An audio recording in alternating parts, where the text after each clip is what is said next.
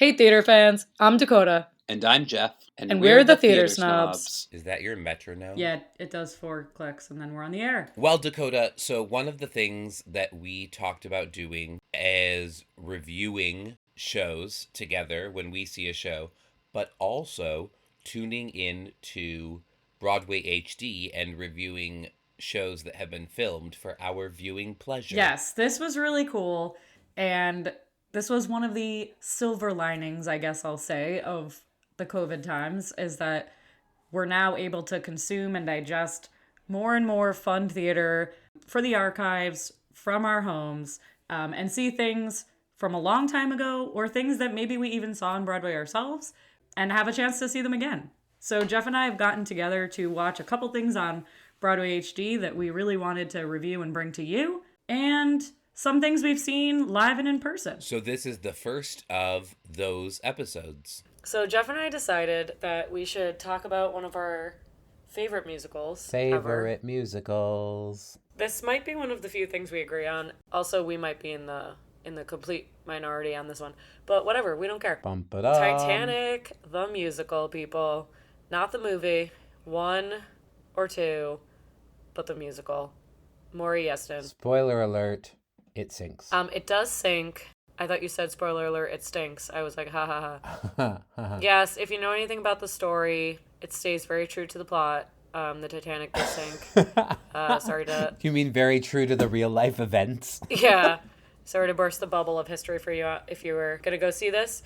The version we watched on Broadway HD is, I think, from a UK filmed tour from 2023. Yes, look at you, fancy. Yeah, actually, pretty cool version. I've only seen this one other time before, so yeah, it was fun to watch, actually. Absolutely, I totally agree. So this is Titanic the Musical with music and lyrics by Maury Yeston and a book by Peter Stone. Obviously, it's about the boat that sank. The original production opened on Broadway in 1997. That was a long time ago. That was the same year as The Lion King and Ragtime. So it had quite a few, things up against it. Then there was an ensemble version that was released by one of the original cast members, actually, created like a chamber version. And it was very scaled down and very more about the vocals, which is cool because the vocals are beautiful. And that was actually performed, Dakota, at the Westchester Broadway Theater. Oh, wow. R.I.P. to the Westchester Broadway Dinner Theater. We used to love that place. Yeah, we know that place, for sure. And then, obviously, lots of international productions, lots of concert productions. There was one back in 2014 where most of the original cast reunited with Michael Cerveris, Brian Darcy James, Martin Morin, David Garrison, all these people that we all know and love. And then this production, the Broadway HD, it's a 2023 UK tour that was filmed and released in December of 2023. This new version added a suicide scene for Officer Murdoch, who sort of feels responsible for, the ship breaking and all of that. Dakota, what did you think of this Titanic the Musical? Okay, this production? Yeah. I thought it was very well executed, to be honest with you. Jeff, you gave a little bit of a background of what's going on in musical theater at this time, and that this version and subsequent versions are probably more pared down orchestrally than it was originally. But just want to take our listeners back in time for a minute, because the orchestrations in this are beautiful. And I thought even the version we watched, like, pared down, scaled down, less instruments, more instruments, it's still really gorgeous music. Absolutely. And I think for me, it does live somewhere between classical music and traditional musical theater. It utilizes those stringed instruments really beautifully. You mentioned Ragtime, and what else did you mention that came out this year? The Lion King. The Lion King. But what's also on Broadway is Rent, which really couldn't be further away from this show. But I'm just saying, like, the environment of Broadway musicals is kind of taking a turning point in this time. And I think Ragtime and this show Titanic are kind of harkening us back to older, more traditional music, and Rent is pushing us a little in a different genre. But 97, I believe Titanic won a Tony for Best Musical, Best Score, and Best Book. So with rock musicals and smaller like acoustic bands starting to make up the pits a little more, I just thought it was really cool that something of this level of grandeur and kind of a historical, if you will, musical, kind of based in, or the early 1900s here, actually took away those prizes. The music is really lush, even for this UK tour. It's just gorgeous just to listen to outside of it. And there's sequences sometimes that are like kind of reminiscent for me of Into the Woods, in which, I mean, like, there's a multi-part prologue. Mm-hmm. There's like the launching. It's like really interesting how it goes through like describing the different passengers, like first, second class steerage, the crew, like everyone kind of has a moment to shine, and you meet throughout this like long 18 minutes of continuous launching series of getting the Titanic not even leaving yet. We meet the builder, the designer, the captain, immigrants who are trying to come to America for a better life. So you start to get invested in a lot of different storylines that are all happening at once, which might be what annoys people about the show. Is that there's too many storylines going on at the same time. Well, what's interesting, but and I it think does show you the truth of what's happening on the ship. right, but I think the way you said that, so the original, I think one of the criticisms of the original production was the number of storylines, but in this production that we watched and we're talking about, it actually does a very, very good job of sort of Yeah. making those storylines very distinct between class, right? So you have the first class passengers and you have the second class passengers and the third class passengers, and this production does a very, very good job of sort of really letting the audience know where you are on the ship, which class these passengers are on. So I feel like it's probably easier to follow because of No, that. yeah. I mean, I think routinely, though, you're obviously rooting for the steerage class, which sometimes I like to joke around that at work. I disagree. I really like the first class better. Interesting. Okay. Wow. See, Yeah, I'm sort of like the steerage class. I'm sick of them. all right, fair. I just feel like you're rooting for the underdogs on this ship, but you're like, no, those rich people need to keep it up. All right, fair. No, I just listen. I think that listen, like I said at the beginning, the boat sinks. Yes. So I'm not really invested in anybody staying alive, you know. I for me, it's more about what's more interesting, and I think in this case, the first class passengers' stories and things that are happening to me are much more interesting than the steerage class. All right. Fair. I mean, we'll get into that in a bit. What did you think of the set? I thought it was brilliant. I think it was very simple. It was just sort of, it was scaffolding kind of. There was an upper level and a lower level, and a lot of the announcement stuff is done from the upper level, and a lot of the action is done on the lower level. And it's all differentiated by staircase movement and table movement, which I think worked very, very well and effectively. No, effective is a good word there.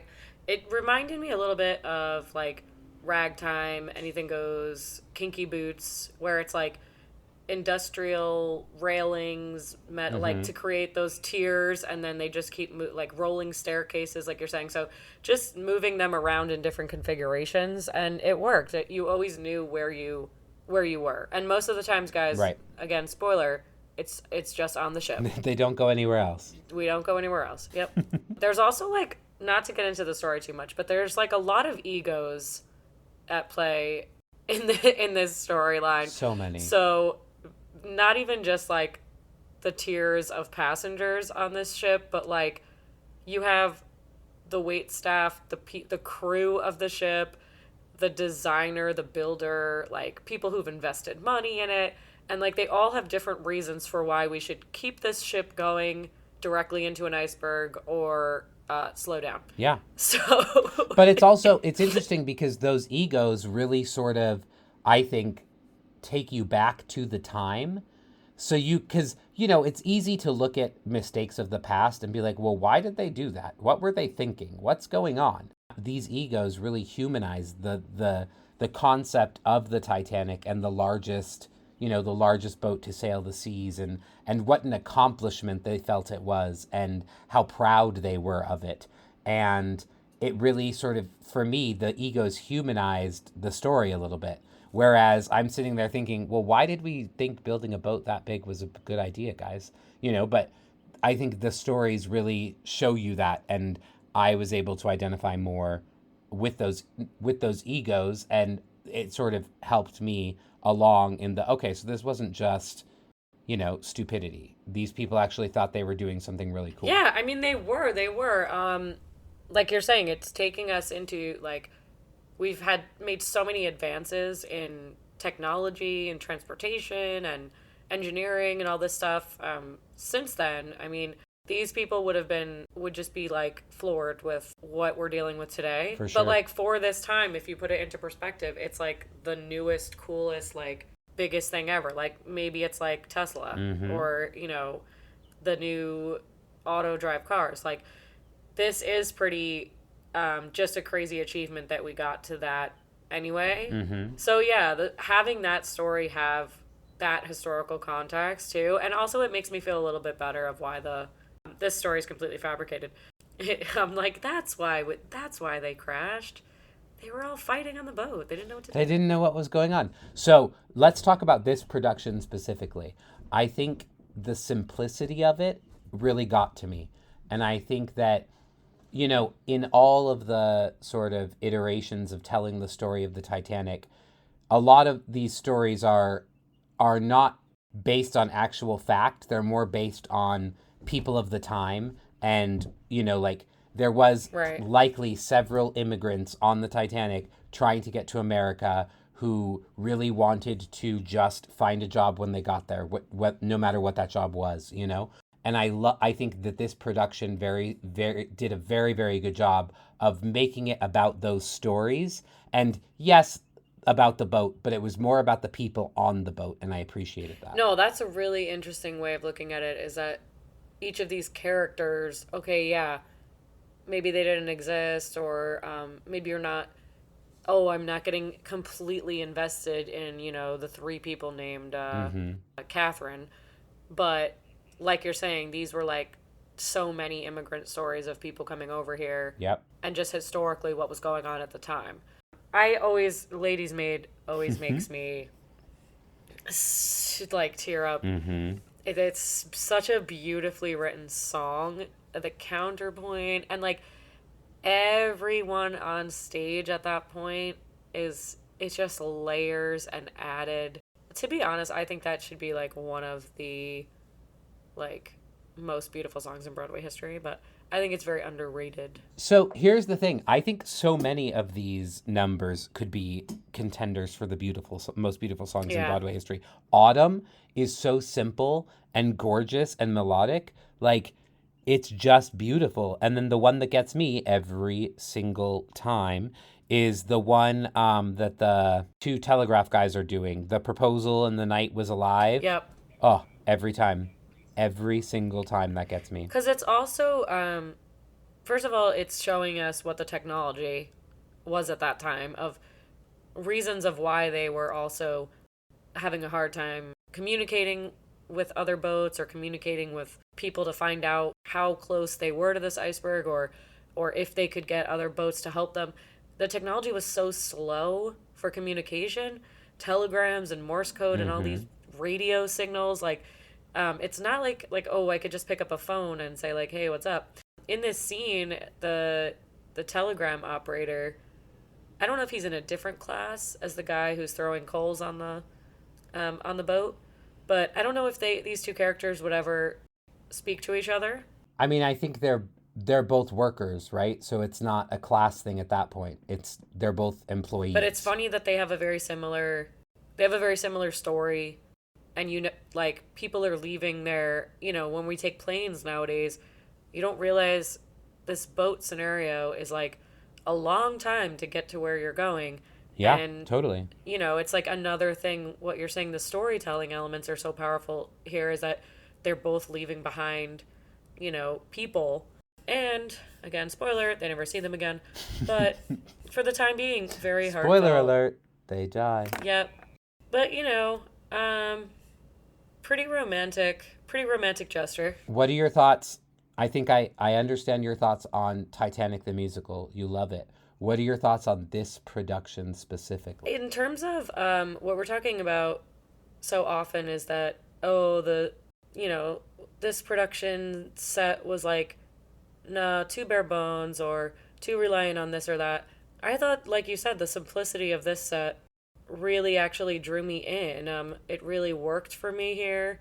I actually thought there's so many people on stage all the time that you don't really need all of that. Mm-hmm. And to be honest with you, I thought some of the production elements here, whether it be lighting or the set, I mean, it really did give you kind of that ominous, like it set the tone for the whole thing as well. Yeah, like the tone for the story. Yeah, like a gloomy, ominous, creepy, like, I mean, we all know that it's not going to be a happy, jolly musical. Yeah. I mean, there are moments of levity in it, of course, and like heartfelt moments, but I think for the most part, like the colors they chose, they all evoked that same feeling, which, so I think the environment was created right off the bat. I thought the ensemble really, really worked together quite well. Like, it is a truly ensemble show. There's nobody who is like a standout performer. There's featured moments for everybody. Right, but they're all just strong. Yeah, everybody was really strong and